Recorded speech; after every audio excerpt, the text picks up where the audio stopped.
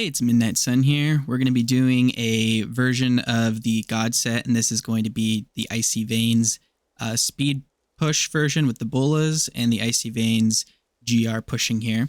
I'm not going to include the Nephilim push version in this set because the one that we did on the previous video covers the Nephilim Rift fairly well, and I feel like it's not too big of a change, so that one will work just fine.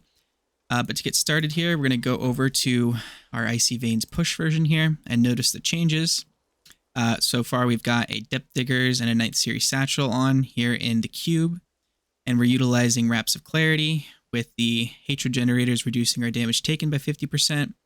We've got the Hunter's Wrath on, and of course, we're going to be having the full God set on as well.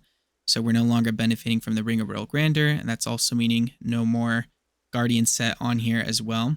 We're putting in a Vala's Bequest here, and then we're switching out the Bane of the Trapped to the Bane of the Stricken.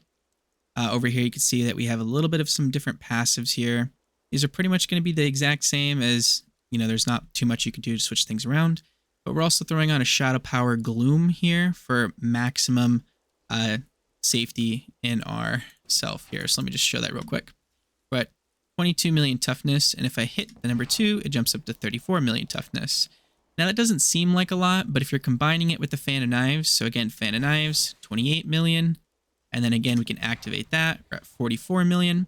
You guys got to remember that this does scale based off of our Vengeance as well. So when we're firing and we're moving around, there's 120-ish million toughness, 128 million. Activate both of those. We're at 243 million. Activate Vengeance all the way up to 484 million.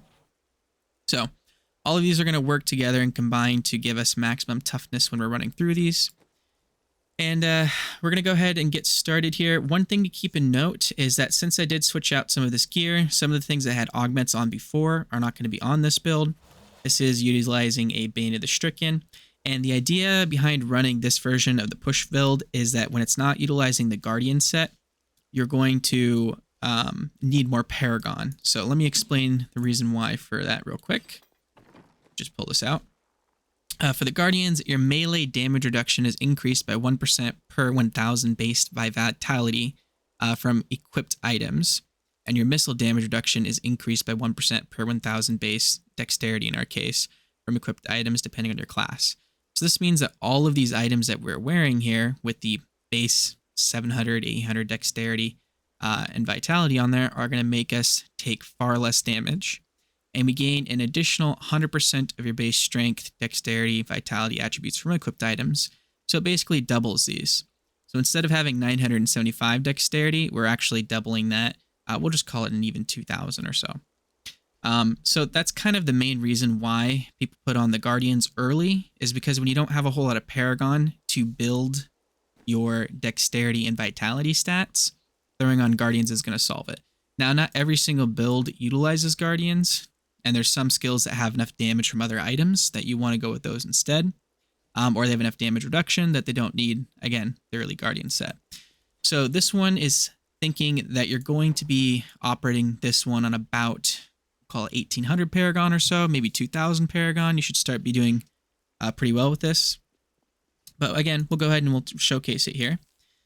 So we can do a 110 on this, and I successfully was able to complete it. It does take a long time, so we'll try it again here. So starting out, same as normal, we're going to fire down until we get 20 momentum stacks. Keep an eye out for that Wraps of Clarity buff there. And then try and utilize your Shadow Power and your Fan of Knives at the same time, so you're gaining that maximum toughness, as you can see there.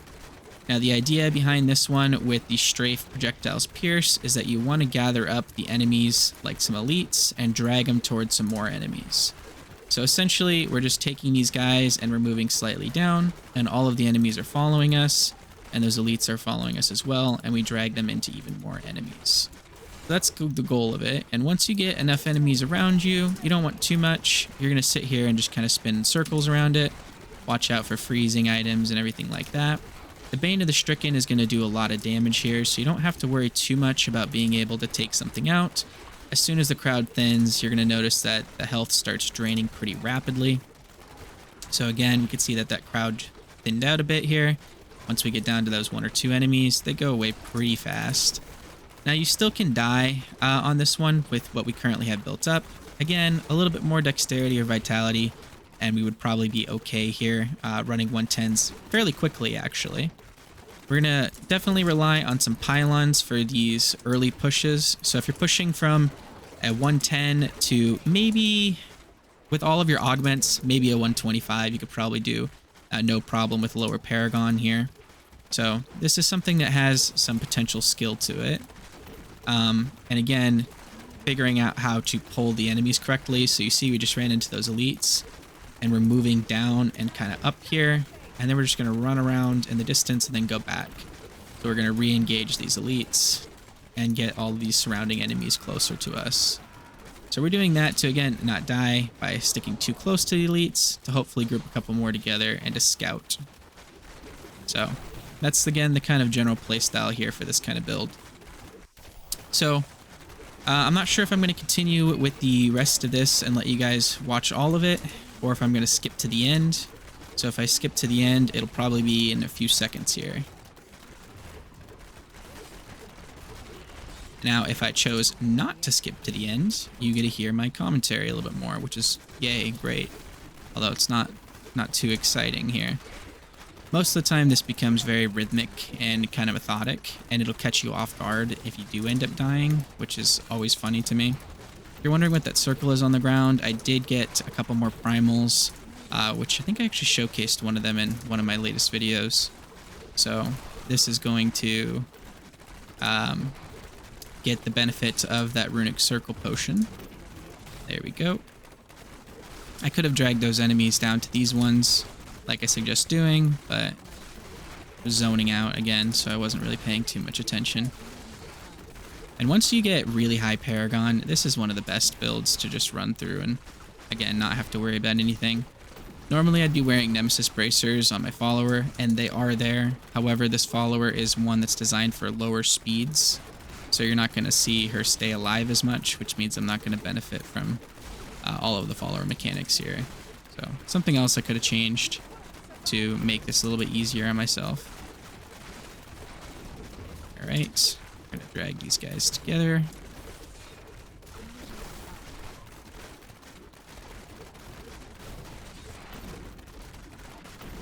Okay. And these elites should be dead here in a minute. Like I said, it doesn't take long with the Bane of the Stricken. You just kind of have to stand in one spot for a little bit, and it'll end up taking them out because of all of the extra damage. Same thing with the elites. They're fairly fast here too. Or not the elites, sorry, the Rift Guardian. There we go. Alright, we're in our final stretch. There's a couple more elites here. And I like this area, so I'm just going to take a peek. If this next Rift area is good, which it is, then I'll spawn the Rift Guardian on this side. If I walked in here and this was one of like the underground areas or something like that, then I would not have spawned it in here, and I would have just went back and spawned it in the other area. So let's go ahead and check out our damage on this guy. Very good. Again, this is pretty fast for a 110 Rift Guardian. Spawning in enemies.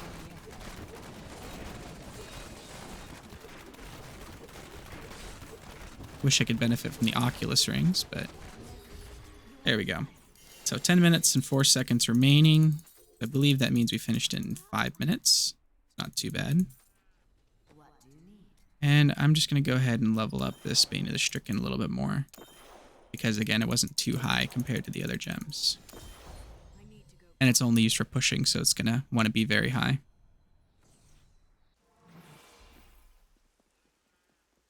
Okay.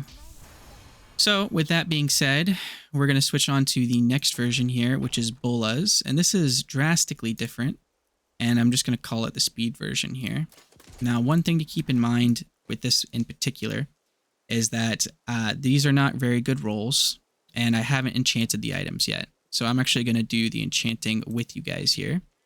And the stats on the previous item are the exact same as before, where you're going to want critical hit damage, critical hit chance, cooldown reduction, chance to deal area damage on pretty much everything. So for the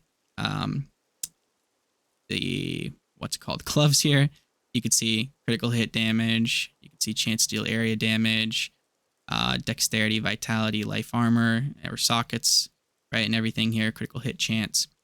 So pretty much the same. Now again, right here, we're going to take a look at this one.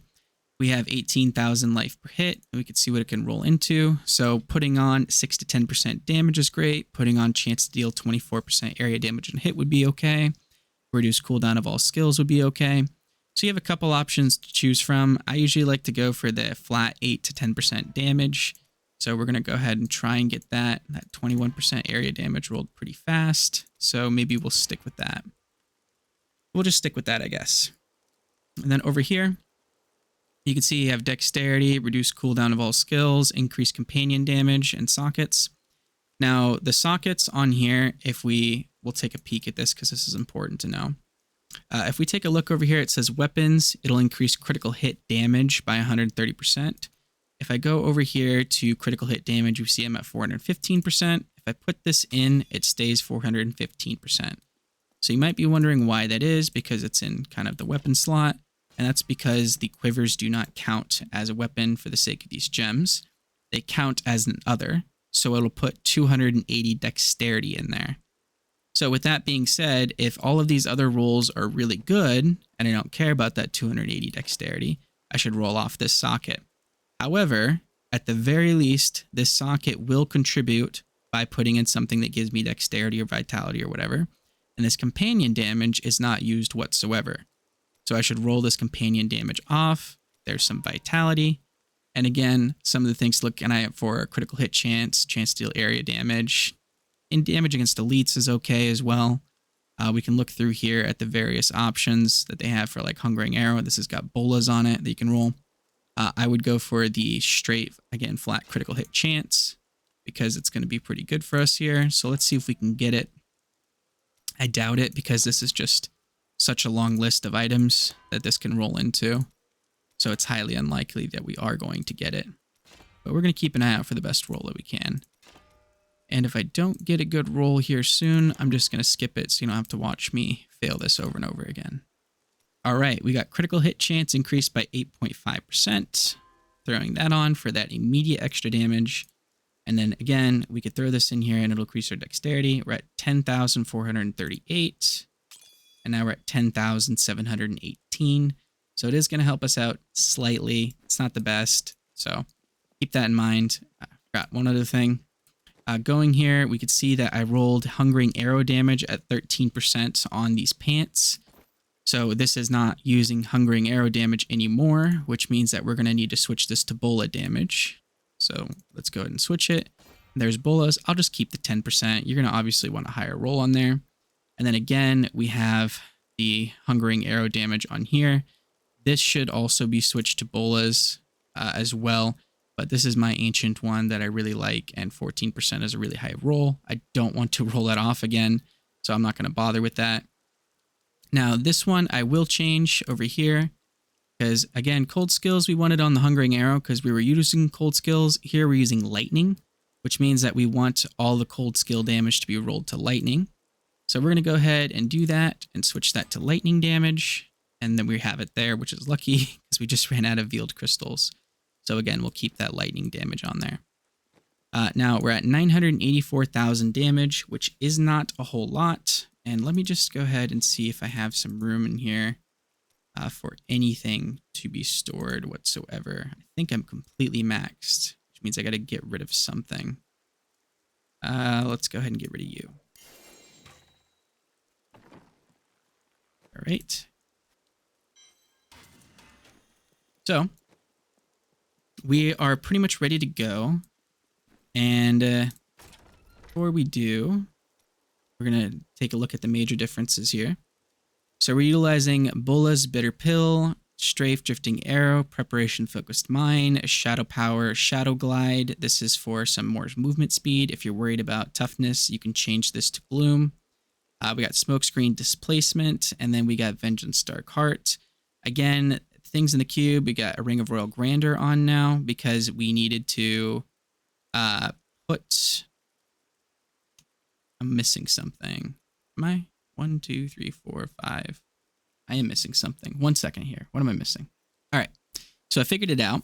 So one of the things that I failed to take a note is that, again, this is kind of the standard setup, but you do want to have your depth dickers on you versus being inside of this cube here. So we can switch this out to something else. So again, we will change that out real quick, and we're going to go find out where we put the depth diggers. There they are. So we're going to take that and remove wherever the gel, they went in the stash, didn't they? Get out of there. All right, we're going to move those gems and put these guys back in. And then we have this in the cube over here, so we got to change this out. So we're going to change this out here. Now, again, we have some options here for what we want to run, depending on, what we've got available to us. So we could put in the, where are you? I must have passed it.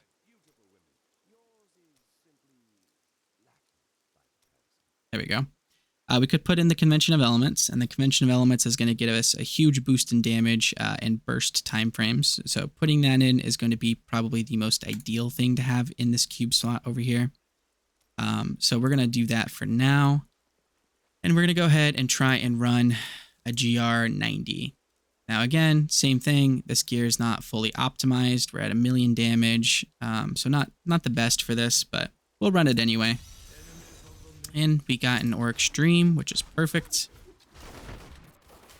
So you can see that the bolas are a little bit different from everything else. It's going to kind of suck all of the enemies in. So this is really great for, again, running some of these lower rifts. We're going to activate all of our skills now and just kind of fully run through this area. It's kind of fun to see all of these enemies just get pulled in. And again, this really fast speed here for the GRs. I mean, this is a 90, and we're going pretty quick. We don't have hardly any augments on the gear. A little bit slower on these elites here. And again, we're not utilizing the Knight Series Satchel because we're not using Hungering Arrow. So you can see why people tend to prefer the Hungering Arrow version of the build. But this will work really well in the beginning. You tend to find the Bola items a lot faster than you do the Hungering Arrow items. So depending on what you find, this might be a really good option to put in here. And again, these usually change a little bit depending on the Paragon that you have on you and the item rolls. I am slightly off on some of the item rolls I'd like here because they're more designed for the Hungering Arrow setup compared to the Bolas setup here. And again, the Bola items that I did find are a little bit lower on the end compared to the Hungering Arrow. So I managed to find a 600% perfect roll for the Knight Series Satchel, so that's going to help me out tremendously compared to the current bow and quiver that I have. I don't know if you could hear my wife in the background there. She's stumbling over some stuff. But we've got a pretty good job of going through this. Again, it's not as fast as the other setup, but it is an option for some different play styles if you want to. If you guys find some better stats on here, this might be a really efficient thing to run through. With certain greater rifts, you could see just pulling in all of these enemies and stuff here is pretty great. And the elites are starting to die a little bit faster now once you start getting this set up and going and get more familiar with it. So we're doing pretty good here. We've almost spawned in the Rift Guardian, and there could be a possibility of changing this kind of setup here too by throwing in a Bane, instead of the Bane of the Stricken, throwing in a Bane of the Trapped. So that is something else to keep in mind about having some of these different gem options available to you. We've got the Rift Guardian spawned in now, so we're just going to see how long this takes. And a little bit slower on the Rift Guardian, it looks like. But again, take this with a grain of salt. This is just kind of showing you how the two different builds run and how similar they are, so that you guys can take more options available for you here. With that being said, we're just going to go ahead and upgrade some gems. And then we're going to go ahead and end the video right after this. Okay. So yeah, not too bad here, not too difficult to set up, relatively easy. You could see again some of the descriptions of the items there, so you get a little bit better of an understanding of what it's going to be doing here. Our goal here is to reach the 1,000 subscribers. We're going to start doing some live streams here in early February, so we could start kind of interacting with each other more often and get some kind of comments and feedback going. So if you guys are looking forward to that, let me know down in the comments below. Thank you guys for watching, and I'll drop some more build guides here shortly.